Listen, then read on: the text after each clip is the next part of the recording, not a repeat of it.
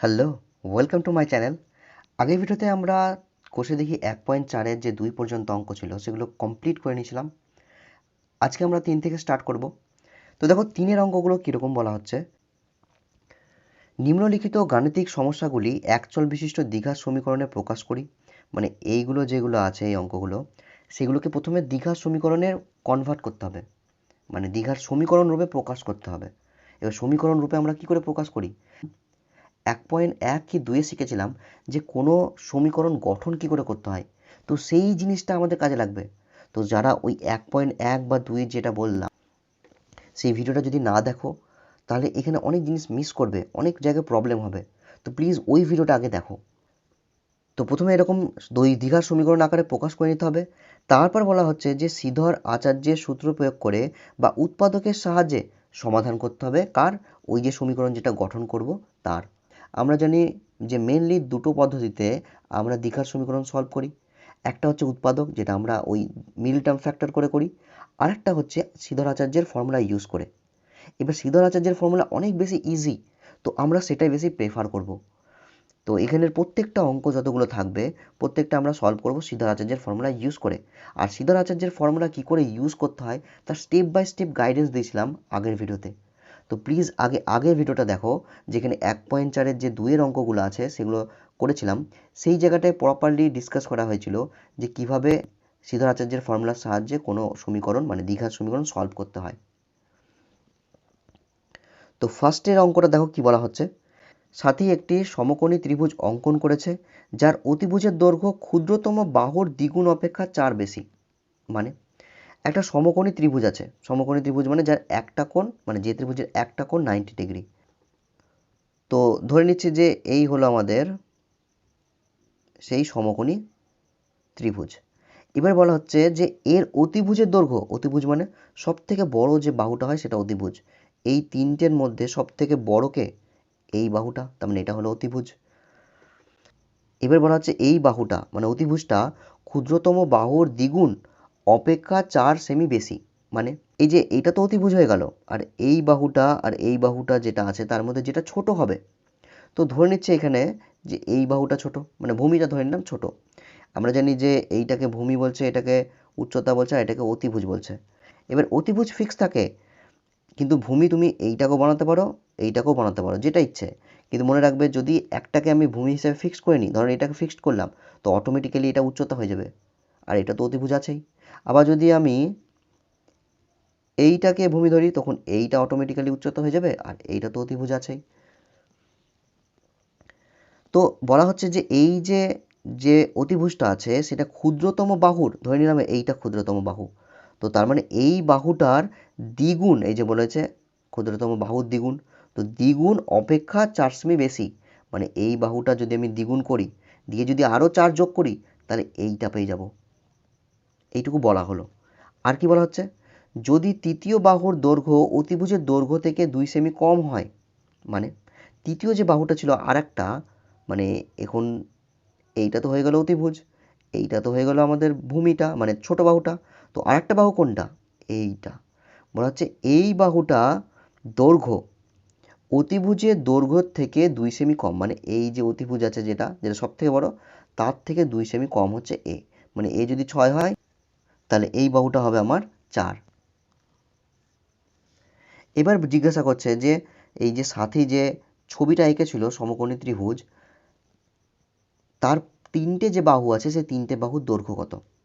তো ফার্স্টে তো আমাদেরকে সমীকরণ গঠন করতে হবে। এবার দেখো এখানে সেই কোন জিনিসটা ধরবো যেটাকে আমরা ইকুয়েট করতে পারবো। এবার এখানে অনেকে বুঝতে পারলে না যে কি বললাম, যে কোন জিনিসটা ধরবো ইকুয়েট করতে পারবো। তার কারণ হচ্ছে ওই 1.1 বা 1.2 যে অঙ্কটা বললাম, যে ভিডিওটা কথা বললাম সেটা দেখোনি। তো প্লিজ আগে ওই ভিডিওটা দেখো, তাহলে প্রপার একটা আন্ডারস্ট্যান্ডিং বিল্ড আপ হবে। তাও আমি এখানে একবার বলে দেবো অবশ্যই। দেখো আমাদেরকে কি করতে হয়, ফার্স্ট স্টেপ হচ্ছে অজানা জিনিস যেটা থাকবে সেটাকে এক্স ওয়াই জেড যেগুলো ধরি সেগুলো ধরে নিতে হবে। এবারে অনেক সময় দেখবে যে 2-3টে জিনিস অজানা আছে, তখন কি করবে? তো তখন দেখবে যে যে অজানা জিনিসটার সাথে অন্যান্য জিনিসের কানেকশন বেশি আছে সেই জিনিসটাকে এক্স ধরবে।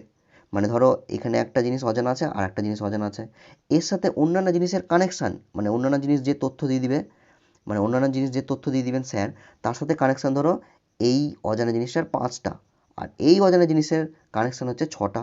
তো তার মানে একে আমি এক্স ধরবো। এবার এইটা পুরো ফিক্সড রুল না, অনেক সময় দেখা যাবে যে 5টা আছে এর 6টা আছে, তবু একে আমি এক্স ধরছি।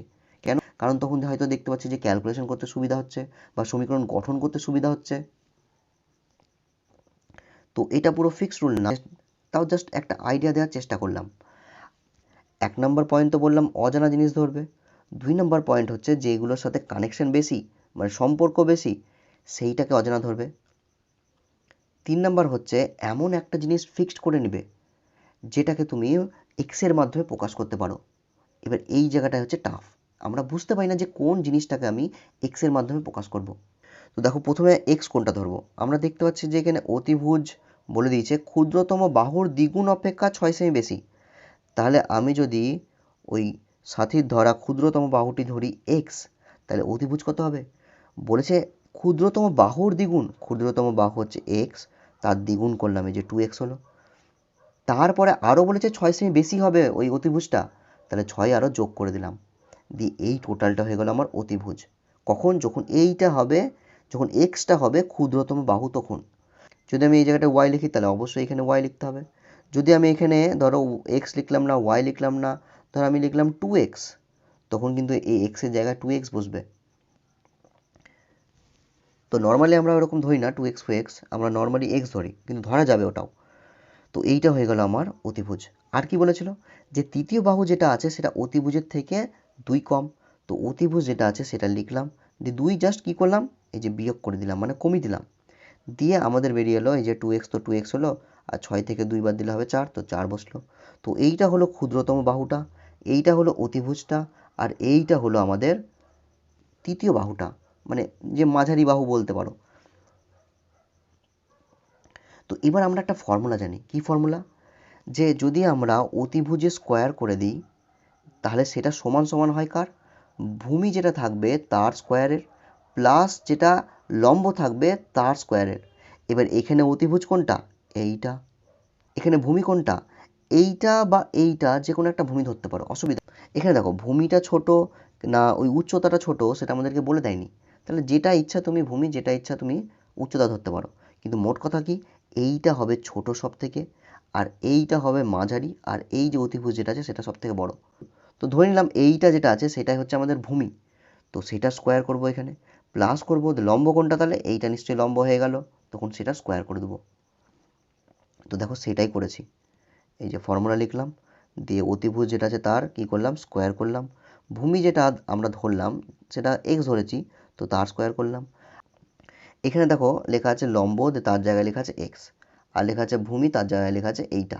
কিন্তু আমি বললাম যে এটা ভূমি ধরেছি আর এটা এখানে লম্ব ধরেছি, কোনো প্রবলেম নেই, তুমি চেঞ্জ করতে পারো, বললাম যে এইটাও ভূমি হতে পারে, এইটাও ভূমি হতে পারে।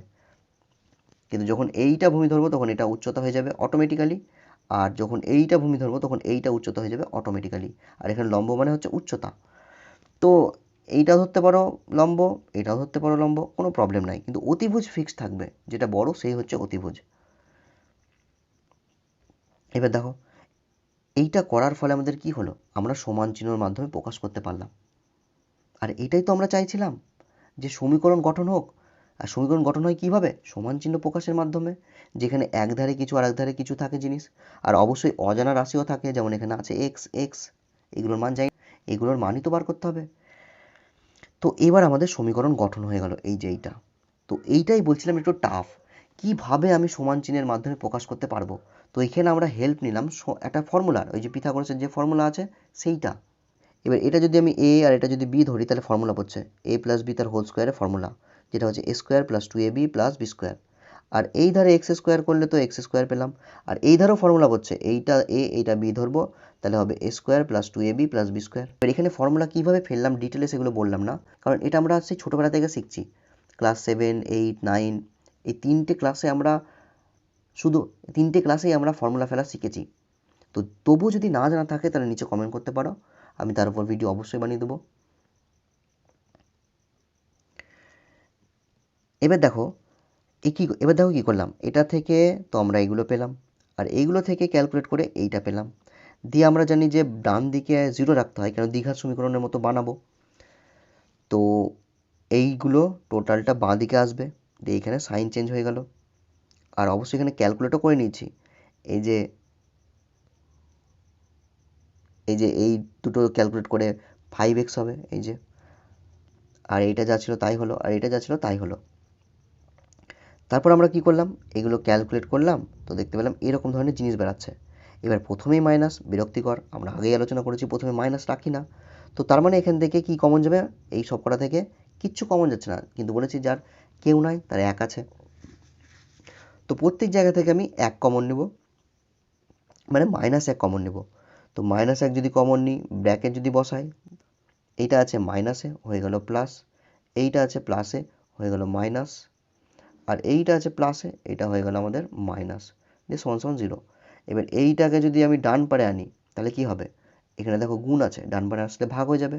তো এটা হবে x² মাইনাস 8x মাইনাস 20 সমান সমান দিয়ে উপরে 0 আর নিচে -1 ভাগ হয়ে গেল। এবার 0কে যদি -1 ভাগ করে তাহলে মাইনাসই হয়, তার মানে এই টোটালটা সমান সমান 0 হলো, সেটাই এইখানে লেখা আছে। তো বলতে পারো যে একটা লাইন স্কিপ করেছি। এবার দেখো এইটা যেটা হলো সেইটা হলো আমাদের সমীকরণ, কি সমীকরণ, দ্বিঘাত সমীকরণ। আর এইখানে যেটা বেরিয়েছিল, এই যে এইটা ফার্স্টে যেটা করেছিলাম, বলেছিলাম যে সমীকরণ গঠন হয়েছে, সেটাও সমীকরণ, কিন্তু সেটা দ্বিঘাত না। আর আমাদেরকে কোশ্চেনে কি বলেছেন, আমাদেরকে বলেছেন দ্বিঘাত সমীকরণে প্রকাশ করি। এবার যদি আমরা শুধুমাত্র এইটুকু করে ছেড়ে দিয়ে বলি যে দ্বিঘাত সমীকরণ গঠন হয়ে গেছে, তাহলে ভুল। সমীকরণ তো গঠন হয়েছে এখানে, কিন্তু দ্বিঘাত হয়নি।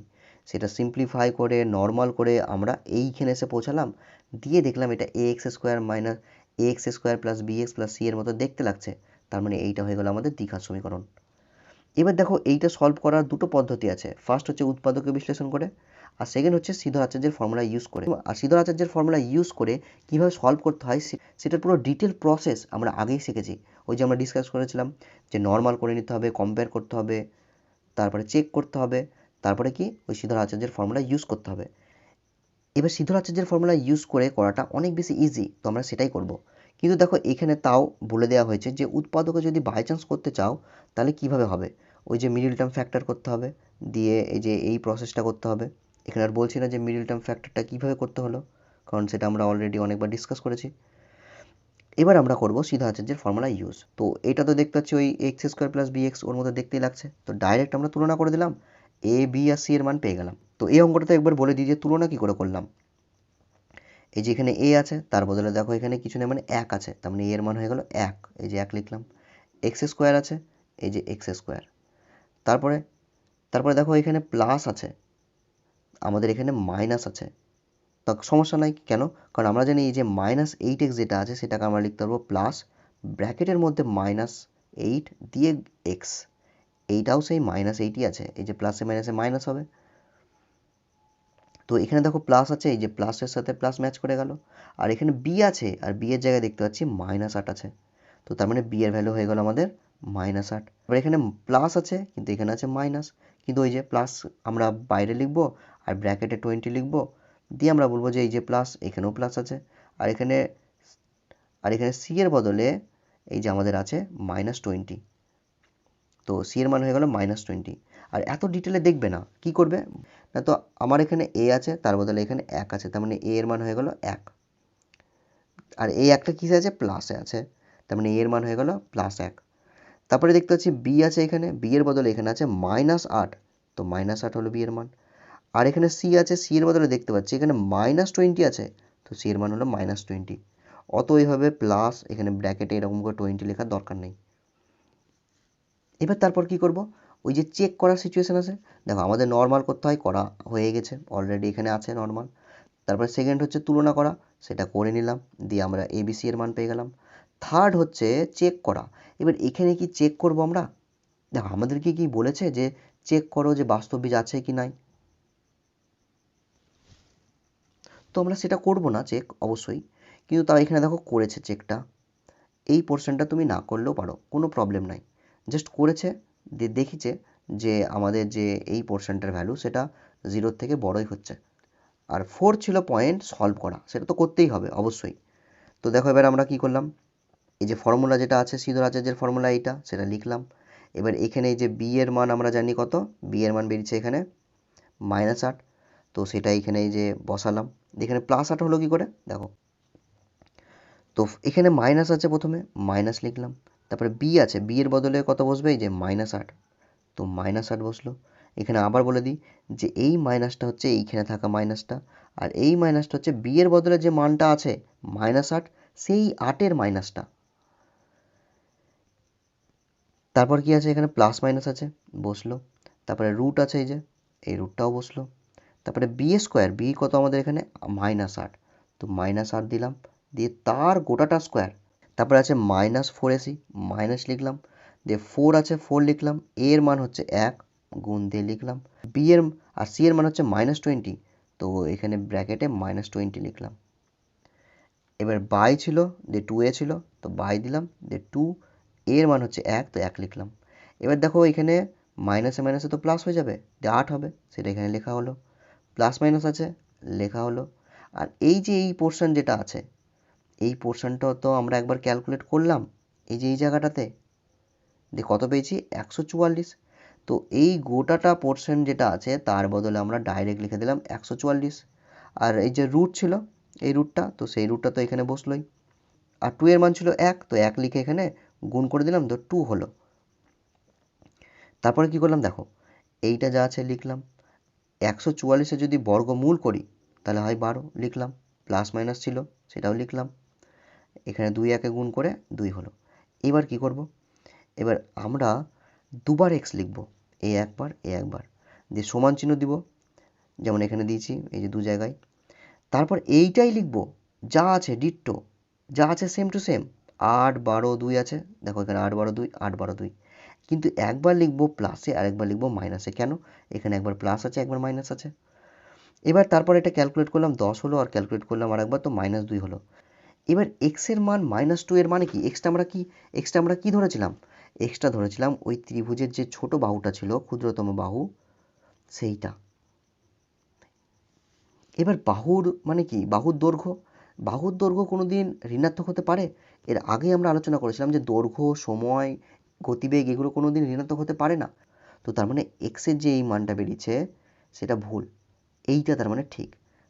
তার জন্য আমরা বললাম যে কিন্তু ত্রিভুজের বাহু ঋণাত্মক হয় না, অতএব ক্ষুদ্রতম বাহুটি হচ্ছে 10। এবার বাদ বাকি যেগুলো ছিল সেগুলো বার করব কি করে, দেখো অতিভুজ ছিল আমাদের কত, এখানে এই যে এইটা ছিল, এই জায়গায় জাস্ট আমরা এক্স এর মান বসিয়ে দেবো, দিয়ে ক্যালকুলেট করব। আর তৃতীয় বাহু কত ছিল, এই যে এইটা ছিল, এখানেও তাই এক্স এর মান যেটা আমাদের বেরোলো 10, সেটা বসিয়ে দেবো, ক্যালকুলেট করব, তৃতীয় বাহু চলে আসবে। তো সেইটাই নিচে করা হলো, এই যে এখানে এক্স এর মান বসানো হলো, তো ওই অতিভুজের ওই জায়গায়, দিয়ে আমরা অতিভুজ পেলাম। একইভাবে আমরা এক্স এর মান বসালাম ওই তৃতীয় বাহুর জায়গায়, তো দিয়ে আমরা 24 পেলাম। দিয়ে 3টে বাহুর দৈর্ঘ্য হয়ে গেল এই কটা। এবার এখানে একটা প্রশ্ন কি, যে এক্স এর মান আমাদের এইটা হলো না, এইটা হলো, তাহলে এখানে বেরোলো কেন? তার কারণ হচ্ছে কি, দেখো এখানে যে দৈর্ঘ্যটা আছে, বাহুর দৈর্ঘ্য, সেইটা ঋণাত্মক হতে পারে না, কিন্তু এইখানে যে -2টা বেরিয়েছে আর এই যে 10টা বেরিয়েছে, তার মানে কি, তার মানে হচ্ছে এই যে সমীকরণ আমাদের যেটা আছে সেইখানে এক্স এর জায়গায়, এই দুই জায়গায় যদি আমরা 10 বসাই, দিয়ে যদি এই জায়গাটা ক্যালকুলেট করি, তাহলে দেখবো 0 পাচ্ছি। কেন 0 পাচ্ছি, কারণ সমান সমান 0 আছে। আবার যদি এক্স এর বদলে আমি ওই মাইনাসটা বসাই, মানে মাইনাস কত বেরিয়েছে এখানে, -2, তো এই জায়গায় যদি আমরা মাইনাস বসাই, এই যে এই জায়গায় যদি আমরা মাইনাস বসাই, তাও দেখবো ক্যালকুলেট করলে এই জায়গাটাতে 0 আসছে। দুটো সংখ্যা যদি এক্স এর বদলে এখানে বসাই, তাহলে দু জায়গায়, তাহলে 0 হচ্ছে, আর এই ধারেও 0 আছে, তাহলে বলতে পারবো 0 সমান সমান 0, তাহলে এটা ঠিকই কথা, 0 সমান সমান 0 আছে। তো আমরা দেখতে পাচ্ছি 10 আর -2 দুটোর জন্যই এখানকার যে শর্তটা আছে সেটা ফুলফিল হচ্ছে। শর্তটা কি, যে এই ধারের ভ্যালু 0 হবে, আর তাই হচ্ছে ওখানে। তো বুঝতে পারলাম যে এই যে এক্স এর মান যেটা দুটো বেরিয়েছে এখানে, সেই দুটো কি করছে, ওই যে কন্ডিশন যেটা আছে যে দুধার সমান হবে সেটা করতে হেল্প করছে, কিন্তু তার মানে এই না যে বাহুর দৈর্ঘ্য মাইনাসে হয়ে যাবে। তার জন্য আমরা বললাম যে ঋণাত্মক হতে পারে না। তো এটা আমরা যদি বলি তাহলে বলতে পারবো যে ওই যে সমীকরণ যেটা আছে সেই ক্ষেত্রে এক্স এর ভ্যালু এইটা এটা দুটোই হবে, কিন্তু যেহেতু আমরা এখানে একটা অঙ্ক করছি, একটা বাস্তব জিনিস, বাস্তব একটা সমস্যার সাথে ডিল করছি, যেখানে বাহুর দৈর্ঘ্য বার করতে হচ্ছে আর বাহুর দৈর্ঘ্য ঋণাত্মক হতে পারে না, তার জন্য এইটা হবে না। তো আমি যদি বলি যে এই যে এক্স এর মান যেটা বেরিয়েছে সেটা ঠিক না ভুল, অবশ্যই ঠিক। কিন্তু যদি বলি যে বাহুর দৈর্ঘ্য এই দুটোই, তাহলে সেটা ঠিক না ভুল? তাহলে সেটা ভুল। যদি দুই অঙ্কের একটি ধনাত্মক সংখ্যাকে উহার এককের ঘরের অঙ্ক দিয়ে গুণ করলে গুণফল এত হয় এবং দশকের ঘরের অঙ্ক এককের ঘরের অঙ্কের দ্বিগুণ হয়, তবে এককের ঘরের অঙ্কটি নির্ণয় করি। দেখো এখানেও আমাদেরকে এমন একটা জিনিস ধরে নিতে হবে যেটাকে আমরা এক্স এর মাধ্যমে প্রকাশ করতে পারি, তাহলে ওই শর্তানুসারে জিনিসটা করতে পারবো। তাহলে দুটো সমান হবে এবং আমরা শর্তানুসারে করে বলবো যে আমরা যেটা বার করছি এক্স এর মাধ্যমে আর বইয়ে যেটা আছে সে দুটো সমান, আর সমান করলেই এইটা আমাদের একটা তৈরি হয়ে যাবে সমীকরণ। তো তার জন্য কী করলাম দেখো, প্রথম ধরে নিলাম যে এককের ঘরের অঙ্কটা হচ্ছে এক্স, তাহলে দশকের ঘরের অঙ্ক কত হবে? 2x। কেন? কারণ এখানে বলে দিয়েছেন যে এককের ঘরের অঙ্কের দ্বিগুণ হয় কে? দশকের ঘরের অঙ্কটি। তো এখানে লিখলাম।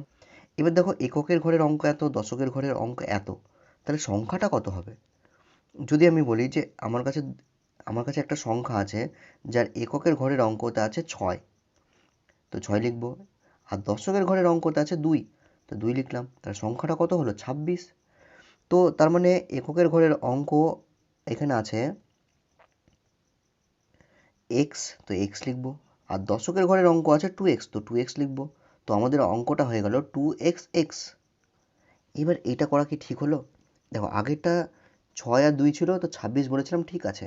কিন্তু এখানে এক্স আছে আর 2x আছে, তার মানে এই না যে এইটা হয়ে যাবে 2xx। কেন? কারণ দেখো এইখানে যখন 26 ছিল তখন এই জায়গায় কিছু ছিল না, মানে গুণ ছিল কি না? এটা 26 গোটাই, এখানে গুণ থাকে না। কিন্তু যখন আমরা এরকম লিখি 2xx, তখন তার মানে এই জায়গায় কিছু নাই মানে গুণ আছে, এই জায়গাতেও কিছু নাই মানে গুণ আছে। এবার এইখানে গুণ দেওয়া কি উচিত? না, যেমন এখানে গুণ দিতে পারি না, এটা একটা গোটা সংখ্যা 26। কিন্তু যেহেতু আমাদের একটা কনসেপ্ট আছে যে এক্স ওয়াই জেড এগুলো যখন থাকে তখন মাঝে কিছু নাই থাকে, তার মানে গুণ আছে, তো তার মানে এখানে অটোমেটিক্যালি গুণ চলে আসবে, যেটা দেওয়া উচিত না। তো আমরা বুঝলাম যে সংখ্যার ক্ষেত্রে তো যদি আমাকে বলে যে এককের ঘরের অঙ্ক 6, তো 6 লিখে দেবো। আর দশকের ঘরের অঙ্ক যদি বলে 3, তো 3 লিখে দেবো, দিয়ে বলবো 36। কিন্তু যখন এক্স ওয়াইয়ের ব্যাপার আসবে তখন এরকম ডাইরেক্ট বসানো যাবে না। তো এইটাকে আর কীভাবে লিখতে পারবো আমি আলাদাভাবে, সেটা এবার ভাববো। দেখো এখানে 36 আছে, তো আমি লিখতে পারবো 3 গুণ 10 যোগ 6। দেখো এখানে 36ই আছে, 3 10 গুণ করে 30 হয় আর 6 যোগ করে 36 হয়। এবার এখানে 10ই কেন গুণ করলাম? কারণ এই যে 3 যেটা আছে সেটা দশকের ঘরে আছে। তো এই কনসেপ্টটা যদি আমি অ্যাপ্লাই করতে পারি তাহলে নিশ্চয়ই এইটাও প্রকাশ করতে পারবো, মানে এই সংখ্যাটাকেও প্রকাশ করতে পারবো। কি করে? দেখো দশকের ঘরের অঙ্ক আছে 2x, তো আমি এই দশকের ঘরের অঙ্কটাকে 10 দিয়ে গুণ করলাম, প্লাস দিলাম এককের ঘরের আছে অঙ্ক x, তাকে তো নর্মালি রেখে দেবো, তাকে কিছু দিয়ে গুণ করবো না, যেমন ওখানে 6কে কিছু দিয়ে গুণ করিনি। তো এবার আমরা যদি ক্যালকুলেট করি তাহলে দেখবো এই জায়গাটায় 20 হচ্ছে আর এখানে একটা এক্স আছে, তাহলে টোটাল হলো আমার 21x, তো 21x চলে এলো। তো এইভাবে আমাদেরকে প্রকাশ করতে হবে। আর এখানে মনে রাখবে দশকের ঘরের অঙ্কটাকে 10 দিয়ে করব, শতকের ঘরের অঙ্কটাকে 100 দিয়ে, হাজারের ঘরের অঙ্ককে 1000 দিয়ে, এরকম করে গুণ করব। এককের ঘরের অঙ্ককে কিছু দিয়ে গুণ করব না। তারপরে দেখো কি বলা হয়েছিল এই জায়গাটায়, এখানে বলা হয়েছিল যদি দুই অঙ্কের একটি ধনাত্মক সংখ্যাকে, যেটা আমাদের সংখ্যা কত বেরোলো 21x, তো উহার এককের উহার এককের ঘরের অঙ্ক দিয়ে গুণ করলে, এবার এবার এককের ঘরের অঙ্ক কত? এই যে এক্স, আর সংখ্যাটা তো 21x, যদি গুণ করে দিই তাহলে দেখতে এরকম হবে। এবার গুণ করার পর আমরা কত পাবো? বলা হয়েছে 189 পাবো। তার মানে এই জায়গাটায় যেটা হলো সেটা হলো 189। তো তার মানে সমান চিহ্ন দিয়ে আমরা 189 লিখতেই পারি। তো দেখো বইয়ে দিয়ে দিয়েছিল যে গুণফল হবে 189, আমরা সংখ্যাটাকে এককের ঘরের অঙ্ক দিয়ে গুণ করলাম, দিয়ে এইটা পেলাম। তো আমরা যেটা বার করেছি আর স্যার যেটা বলে দিয়েছেন সে দুটো সেম, তার জন্যই আমরা সমান চিহ্ন দিয়ে প্রকাশ করতে পারলাম। আর যখনই প্রকাশ করলাম তখন এটা একটা সমীকরণ হয়ে গেল, কিন্তু এটা দ্বিঘাত না, ওই দ্বিঘাতই বানাবো। তো তার জন্য কী করলাম দেখো, 21-এর সাথে কত গুণ হবে? এখানে কিছু নেই মানে 1 আছে, 21-এর সাথে 1-এর গুণ 21, এই এক্সের সাথে এক্সের গুণ, তাহলে তো এক্স স্কোয়ার এখানে বসলো, সমান সমান 189 ছিল, তো সেটা বসলো। দিয়ে দেখো এক্সের মান বার করতে হবে, তো 21 এদিকে কী করছে সেটাকে ডান দিকে পাঠাবো, তাহলে ভাগ হয়ে যাবে। 21 যদি 189কে ভাগ করে তাহলে হয় 9, ডাইরেক্ট সেটা বসিয়ে দিয়েছি। এখানে এক্স স্কোয়ার আছে, এই স্কোয়ারটা এদিকে কী করছে, আমাদের লাগবে শুধুমাত্র এক্সের ভ্যালু। তো তার জন্য আমরা স্কোয়ারটাকে ডান দিকে পাঠাবো, তো রুট হয়ে যাবে। এবার 9-এর রুট যখনই করব তখন এখানে অটোমেটিক্যালি দুটো সাইন চলে আসবে। বলেছি স্কোয়ার যখন রুটে পরিণত হয় তখন অটোমেটিক্যালি দুটো সাইন আসে, একটা হচ্ছে প্লাস, একটা হচ্ছে মাইনাস। তো এবার 9-এর রুট করলে কত হবে 3, কিন্তু প্লাস মাইনাস থেকে যাবে, দিয়ে হলো এক্সের মান +-3। এবার আমরা দেখতে পাচ্ছি যে এক্সের মান দুটো বেরিয়েছে, একটা +3 একটা -3। আর যেহেতু মাইনাসটা হবে না, কেন? কারণ আমাদেরকে এখানে বলে দিয়েছিলেন যে সংখ্যাটা হচ্ছে ধনাত্মক সংখ্যা। তো তার মানে এই এক্সের ভ্যালু যেটা -3 বেরিয়েছে সেটা হবে না। তার মানে এক্সের ভ্যালু হয়ে গেল 3। এবার এক্স আমরা কি ধরেছিলাম? এক্স ধরেছিলাম আমরা এককের ঘরের অঙ্কটি। তার মানে 3 হয়ে গেল এককের ঘরের অঙ্ক। আর এখানে তাই চাওয়া হয়েছে যে এককের ঘরের অঙ্কটি নির্ণয় করো। তো আমাদের চলে এলো আনসার 3। তারপর নেক্সট অঙ্ক দেখো, বলা হয়েছে সালমার গতিবেগ অনিকের গতিবেগের থেকে 1 মিটার পার সেকেন্ড বেশি। 180 মিটার দৌড়াতে গিয়ে সালমা অনিকের থেকে 2 সেকেন্ড আগে পৌঁছায়। স্বাভাবিক, সালমার গতিবেগ বেশি, তো সে আগে পৌঁছাবে। অনিকের গতিবেগ, এখানে গতিবেগ হবে, অনিকের গতিবেগ প্রতি সেকেন্ডে কত মিটার হিসাব করে লিখি, মানে অনিকের গতিবেগ চেয়েছে। এবার দেখো কোনোভাবে যদি আমি অনিকের যেতে কত টাইম লেগেছে সেটা বার করতে পারি, সালমার যেতে কত টাইম লেগেছে সেটা বার করতে পারি, দিয়ে সেই দুটো যদি বিয়োগ করে দিই তাহলে তো আমরা 2 পাবো। কেন? কারণ দেখো এখানে বলা হয়েছে যে সালমা অনিকের থেকে 2 সেকেন্ড আগে চলে গেছে, মানে আগে পৌঁছে গেছে। তো নিশ্চয়ই তার মানে অনিকের 2 সেকেন্ড বেশি টাইম লেগেছে। তো 2 সেকেন্ড বেশি কার? অনিকের। তার জন্য অনিকের থেকে আমরা সালমার টাইমটা বিয়োগ করব, কেন অনিকের টাইমটা বেশি বড়। তো দেখো কি করে আমরা ওই অনিকের টাইম আর সালমার টাইম পেতে পারি। ফার্স্টে আমরা ধরে নিলাম যে অনিকের গতিবেগ হচ্ছে এক্স মিটার পার সেকেন্ড, তাহলে সালমার একটু বেশি আছে, কত 1 মিটার বেশি আছে, তাহলে ওর হবে x+1 মিটার পার সেকেন্ড। এবার দেখো 180 মিটার যেতে অনিকের সময় লাগবে কত, 180/x। কী করে পেলাম? দেখো সময় বার করার ফর্মুলা হচ্ছে দূরত্বকে গতিবেগ দিয়ে ভাগ। দূরত্ব হচ্ছে 180, এখানে লিখলাম। তারপরে কি ভাগ, এই যে ভাগের বদলে আমরা বাই দিতে পারি। তারপরে হচ্ছে গতিবেগ। এবার কার টাইম বার করছি আমরা? অনিকের, তার মানে অনিকের গতিবেগটা লিখতে হবে। তো এখানে লিখলাম। এইটা যেটা বেরালো সেটা আমাদের হলো সময়, কার? অনিকের। একইভাবে আমরা বার করব সালমার সময় কত লেগেছে। তার জন্য সালমা গেছে 180, উপরে লিখলাম, মানে দূরত্ব উপরে লিখলাম। নিচে ভাগ দিয়ে আমরা সালমারই গতিবেগ লিখব, তো এখানে লিখলাম। দিয়ে এইটা হয়ে গেল সালমার যেতে কত টাইম লেগেছে সেইটা। এবার এইটা বড় না এইটা বড়? অবশ্যই এইটা বড়, কারণ অনিকের একটু বেশি টাইম লেগেছে, তার মানে এইটা বড়। এবার এইটা থেকে যদি আমি এটা বাদ দিয়ে দিই তাহলে তো 2 পাবো, তো সেটাই করলাম এখানে। দিয়ে দেখো এখানে সমীকরণ তৈরি হয়ে গেল, কিন্তু এটা দ্বিঘাত না, তো প্রথমে তো দ্বিঘাত বানাবো। এখানে যে কনসেপ্টটা ইউজ করলাম সেটা কি, যে অঙ্ক বইয়ে এমন কোন জিনিস দিয়ে দিয়েছে যেটা আমি এক্সের মাধ্যমে প্রকাশ করতে পারবো। তো অঙ্ক বইয়ে দিয়ে দিয়েছে এখানে 2 সেকেন্ডটা, তো সেটা আমরা প্রকাশ করলাম এক্সের মাধ্যমে কি করে, না তো অনিকের টাইম বার করলাম, সালমার টাইম বার করলাম, দিয়ে বিয়োগ করে দিলাম। তো এরকম প্রি প্ল্যান যেটা আছে সেটা আগে থেকে করে রাখতে হবে। এবার দেখো আমরা দেখতে পাচ্ছি যে এইখানে ভগ্নাংশ আছে আর বিয়োগ আছে, তার মানে ভগ্নাংশের ওই যোগ বিয়োগটা হবে, আর সেটা করি আমরা লসাগুর মাধ্যমে। তো এইটা আর এটার লসাগু করব, আর এই দুটো লসাগু এই দুটো সংখ্যারই গুণফল হয়। তো তার জন্য দেখো এক্স আর x+1 এর গুণ করে দিয়েছে, জায়গাটায় কিছু নেই মানে গুণ আছে। এবার আমরা জানি কি এইটাকে ভাগ করবে a, তাহলে যদি ভাগ করে তাহলে কি হয় দেখো x আর x+1কে ভাগ করবে নিচেরটা, নিচে যেই থাকবে সে ভাগ করবে। তো যদি ভাগ করে তো আমরা দেখতে পাচ্ছি যে এটা তো কেটে যাচ্ছে, পড়ে থাকছে x+1, যেটা পড়ে থাকলো তার সাথে উপরের গুণ। তো এখানে তাই করব, কিন্তু দেখো এখানে একটু তাই করিনি, একটু আলাদা জিনিস করেছি। কেন ওটা বলছি। তো মোট কথা x+1 এর সাথে 180 গুণ হবে। একইভাবে a কে ভাগ করবে a, তাহলে নিশ্চয়ই তখন এটা কেটে যাবে, x পড়ে থাকবে, ওই x এর সাথে 180 গুণ, তাহলে হবে 180x। এবার দেখো 180-র সাথে গুণ করার কথা আছে x+1 এর, আর এই 180-র সাথে গুণ করার কথা আছে x এর, তো হয়ে যাবে 180x। মাঝখানে মাইনাস ছিল তো মাইনাস হলো। এবার এইটা তো এখানে উপরে লেখা নাই, অন্য জিনিস লেখা আছে এখানে। তো এটা কি করে এলো দেখো, এইটা একটা সেট, এইটা একটা সেট। কিভাবে?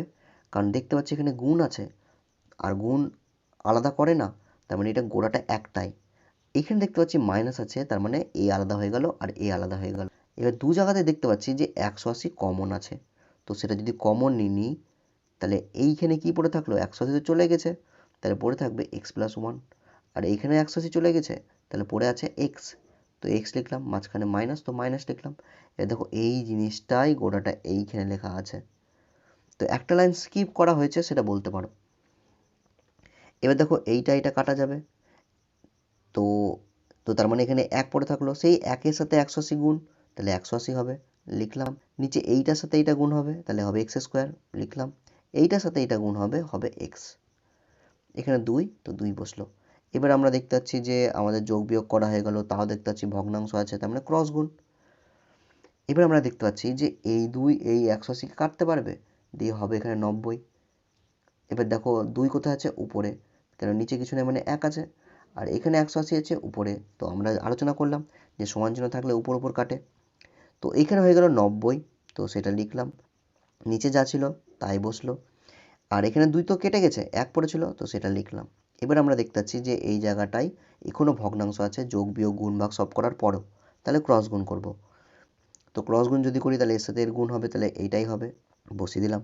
এর সাথে এর নিচে কিছু না, মানে 1, তার গুণ হয়ে এটাই হবে, বসিয়ে দিলাম। এবার এইটাকে বাঁ দিকে নিয়ে এলাম, তো আমাদের এইটা যেটা চলে এলো সেটা হলো দ্বিঘাত সমীকরণ।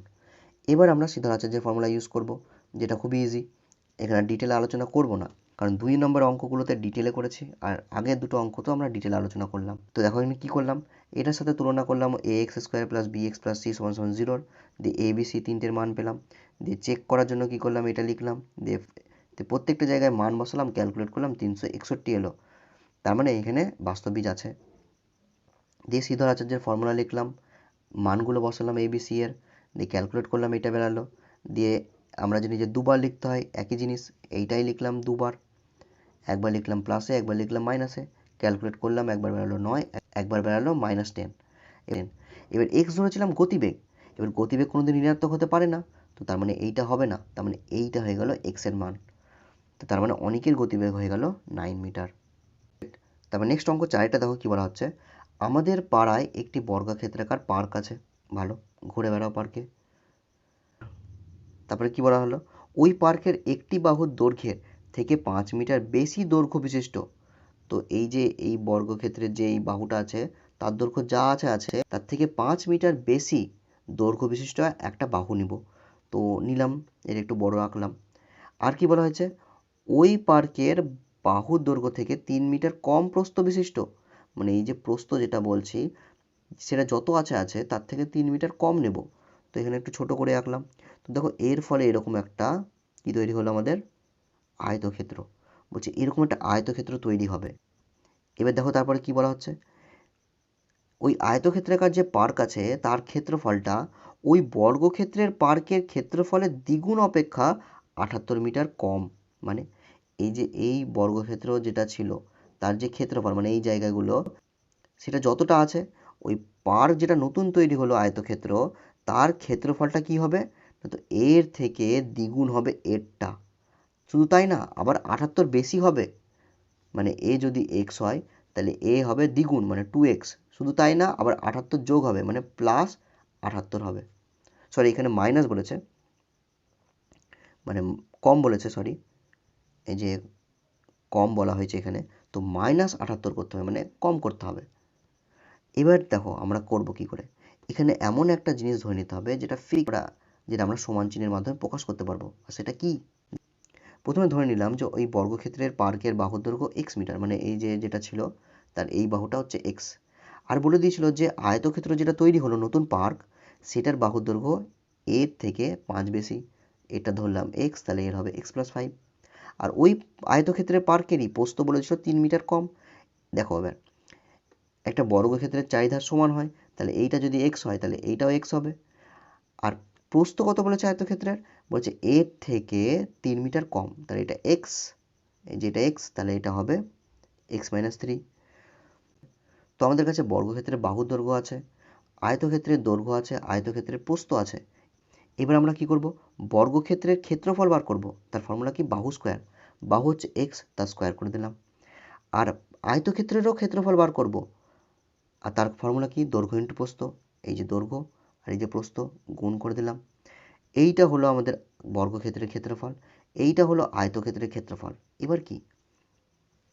এই যে আয়তক্ষেত্রের যে ক্ষেত্রফলটা আছে সেটা হচ্ছে বর্গক্ষেত্রের ক্ষেত্রফলের দ্বিগুণ অপেক্ষা 78 মিটার কম। এবার বর্গক্ষেত্রের ক্ষেত্রফল আমরা কত দেখতে পাচ্ছি? X square. আর আয়তক্ষেত্রের ক্ষেত্রফল দেখতে পাচ্ছি এত। তো তার মানে আমি যদি এইটার সাথে 2 গুণ করে দিই, দিয়ে 78 কমিয়ে দিই, তাহলেই তো সমান হয়ে যাবে। কিন্তু তা না। দেখো এইখানে এইটা হচ্ছে দ্বিগুণ, দিয়ে 78 কম। তো আমি যদি সমান করতে চাই তাহলে এর সাথে দ্বিগুণ করতে হবে না? দেখো ব্যাপারটা কি? ধরো তোমার কাছে আছে 6 টাকা, আর আমি বললাম যে আমার কাছে আছে, তোমার কাছে যত আছে তার থেকে 2 কম, তার মানে 4 টাকা আছে। এবার এই দুটো কি সমান? না। কিন্তু যদি আমি সমান চিহ্ন দিয়ে প্রকাশ করতে চাই তাহলে কি করতে হবে? নিশ্চয়ই এখান থেকে 2 মাইনাস করতে হবে। এবার দেখো, বলা হয়েছিল আমার কাছে যত আছে সেইটা হচ্ছে 2 কম তোমার থেকে। তাহলে কম যদি বলা হয় 2, তাহলে আমার কাছ থেকে বিয়োগ করা উচিত। কিন্তু দেখো আমি করলাম এই 2টা কার কাছ থেকে বিয়োগ? তোমার কাছে যে টাকাটা ছিল তার থেকে। কেন? যাতে এই 6 থেকে যখন 2 বাদ দেবো তখন এইটাও যাতে 4 হয়ে যায়, দিয়ে 4 সমান সমান 4 হয়। তো দেখো এখানে বলেছিলাম যে আমার কাছে 2 টাকা কম আছে, কিন্তু কমালাম তোমার কাছে, যাতে দুদিকের ভ্যালুটা মেনটেন হয়, সমান হয়। Exactly same to same. বলা হয়েছে এর থেকে দ্বিগুণ এ, তাহলে আমি দ্বিগুণটা করবো কার? এর, তবেই তো সমান হবে। তো দেখো এইটা লিখলাম, দিয়ে দেখো দ্বিগুণ করেছি ওই বর্গক্ষেত্রের ক্ষেত্রফলের। এই যে এখানে দ্বিগুণ করা হয়েছে। আর তারপরে কি বলা হয়েছিল? এ 78 মিটার কম কার থেকে? এই যে দ্বিগুণ করে যেটা হলো, দ্বিগুণ করে এইটা হলো আমাদের, বলছে এইটার থেকে 78 মিটার কম হচ্ছে এইটার। তো তার মানে যদি আমি এইটার থেকে 78 কমিয়ে দিই তাহলে দুটো সমান হয়ে যাবে। দেখো আরেকবার বলছি, বলা হয়েছে যে গুণ করার পর যেটা হলো, তো গুণ করার পর বর্গক্ষেত্র তো এইটা হলো, বলছে এইটার থেকে 78 কম হচ্ছে এর। তো তার মানে হচ্ছে এই 78 বেশি, মানে এই গুণফলটা 78 বেশি।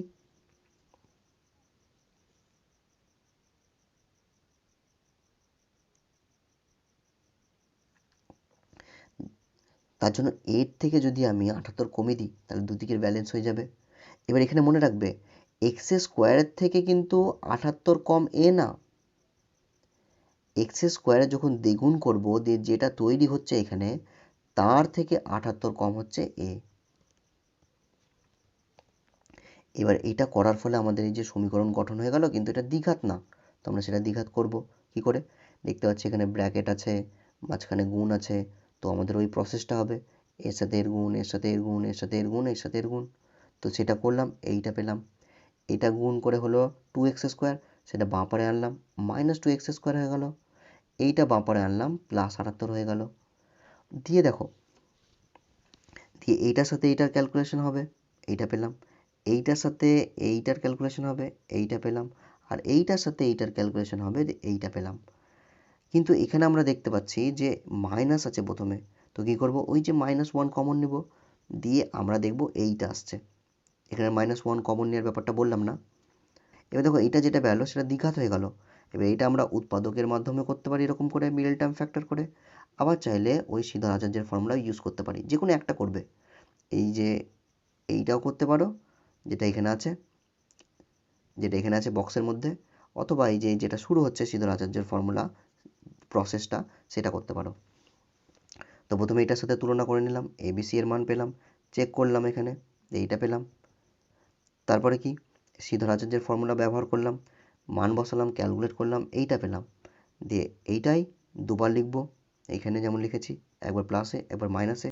এক্সের ভ্যালু বেরালো একবার 9, একবার -7। এবার আমরা জানি যে দৈর্ঘ্য, দেখো এটা আমরা কী বার করছি? এক্সের মান মানে কি? এবার দেখো এক্স আমরা কি ধরেছি? এক্স ধরেছিলাম আমরা ওই বর্গক্ষেত্রের বাহুর দৈর্ঘ্য। তাহলে এই যে এইখানে যে দুটো বেরালো, এইটা আর এইটা এক্সের মান, সে দুটো হচ্ছে বর্গক্ষেত্রের বাহুর দৈর্ঘ্য। আর এটা ঋণাত্মক হতে পারবে না, কারণ বাহুর দৈর্ঘ্য ঋণাত্মক হয় না। তো তার মানে এক্সের মান হলো এইটা, তার মানে বাহুর দৈর্ঘ্য হলো এইটা। তো আমাদের আনসার চলে এলো। তো আশা করছি বুঝতে পেরেছো। এর পরেও যদি কোনো রকম ডাউট থাকে নিচে কমেন্ট করতে পারো। কোনো রকম যদি মনে হয় যে প্লাসে মাইনাসে মাইনাস কী করে হয় সেরকম ডাউট, বা যদি মনে করো যে ডান পার থেকে বাঁ পারে গেলে প্লাস মাইনাস কেন হয়ে যায়, সেরকম ডাউট, ছোট ছোট ডাউট, মানে ছোট বড় মাঝারি যে কোনো রকমের ডাউট হোক না কেন, নিচে নির্দ্বিধায় কমেন্ট করতে পারো। আমি তার উপর ভিডিও অবশ্যই বানিয়ে দেবো বা রিপ্লাই করে দেবো। Thank you.